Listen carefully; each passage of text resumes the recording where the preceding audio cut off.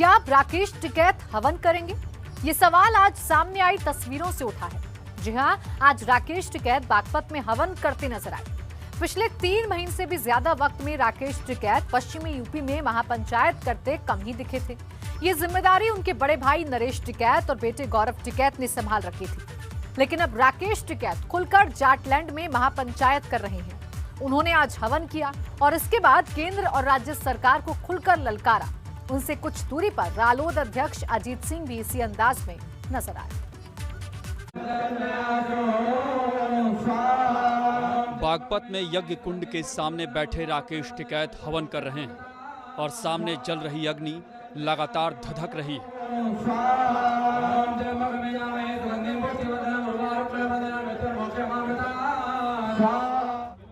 कुछ इसी अंदाज में राकेश टिकैत अब अपने किसान आंदोलन की आग को और भी तेज करने में जुटे हैं। इसके लिए देश भर के साथ ही उत्तर प्रदेश में अलग अलग जगहों का दौरा कर रहे हैं।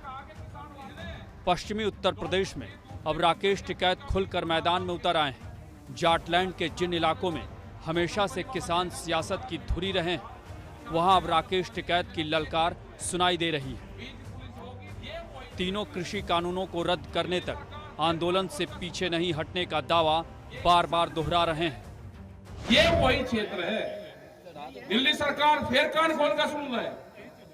ये किसान भी वही है और ये ट्रैक्टर भी वही है। दिल्ली की तरफ को जब भी कॉल हो, ध्यान रखना ये आर पार की लड़ाई है। 20 साल में अगर इस आंदोलन में किसान हार गया तो 20 साल में आपके पास में जमीनें नहीं बचने की, जमीनें सब जाएंगी। जमीनें देश में भूख के आधार पे कीमत तय होगी। ये भूख कितनी लग रही है उस पर तय होगी। ये पूरा दुकानदार जो है ये खत्म होंगे।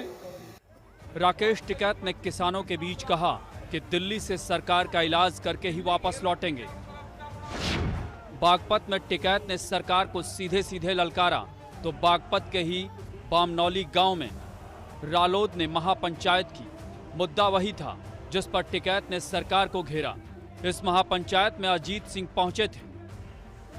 उन्होंने केंद्र और योगी सरकार पर सीधा हमला बोला।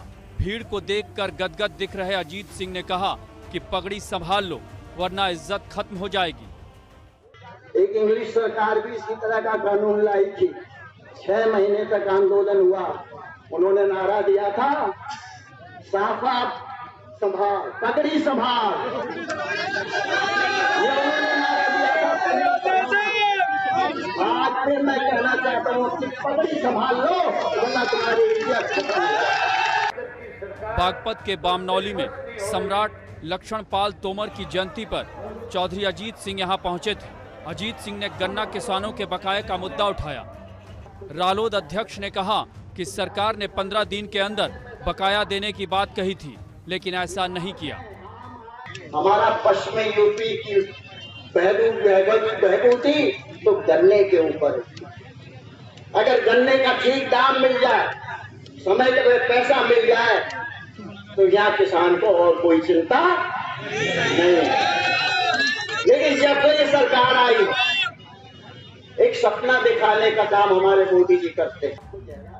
इधर चौधरी अजीत सिंह गरज रहे थे, उधर मेरठ के मवाना में जयंत चौधरी भी फुल फॉर्म में थे। किसानों के मुद्दे पर जमकर सरकार को घेरा। किसानों की महापंचायत में ऐलान किया कि अब किसानों का आंदोलन और तेज होगा। पश्चिमी उत्तर प्रदेश के किसान आर पार को तैयार हैं। किसानों के जो मुख्य मांग है, किसान आंदोलन के पीछे जो मुख्य मांग है वो हमने यहाँ भी रखे। लोगों ने हाथ खड़े करके आश्वासन दिया। सब लोग पूरी तरीके से साथ हैं। देश का किसान एकजुट है। इन कानूनों को, तीनों कानूनों को किसान मानने को तैयार नहीं है। कानून इनको वापस ले। और साथ ही जो मंडियों पे शोषण होता है किसानों को, भाव नहीं मिलता, MSP नहीं मिलती किसानों को, उसकी बात हमने रखी। ये क्षेत्र गन्ना उत्पादन का बड़ा क्षेत्र है।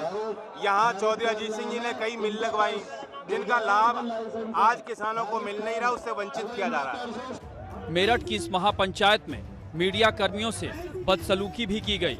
यहाँ भीड़ ने जमकर धक्का मुक्की की। यहाँ तक कि कई मीडिया कर्मियों को यहाँ से जाने का दबाव भी बनाया। ABP गंगा के लिए बागपत से राजीव पंडित के साथ मेरठ से बलराम पांडे की रिपोर्ट।